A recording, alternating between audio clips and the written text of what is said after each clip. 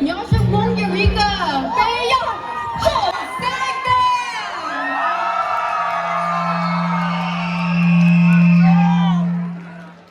Thank you guys so much for the love.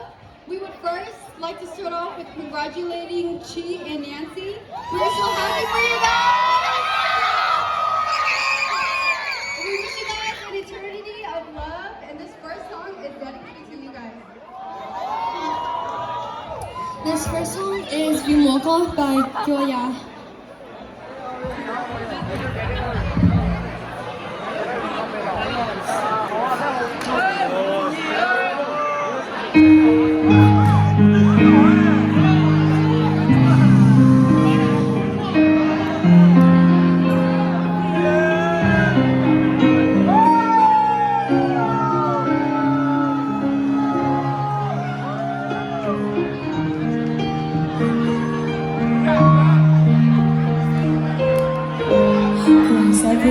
Rồi cô những chia chỉ đau để từ bên trong này có ý xin gió bé có nhỏ lời cô ý sao cô những chỉ theo còn dài nên đỡ cô vì mà có cô từ bao gió kề thu mùa nông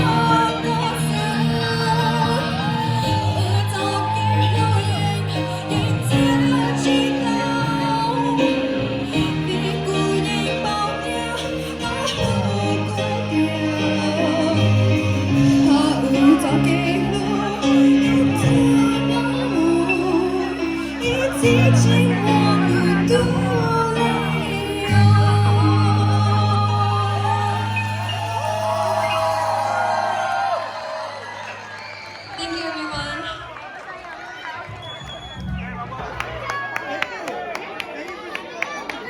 Yes, this is a Hmong youth band based, located in Elk Grove, California.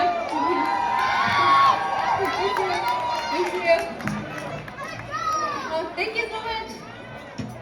Again, Xia and Nancy, we hope you guys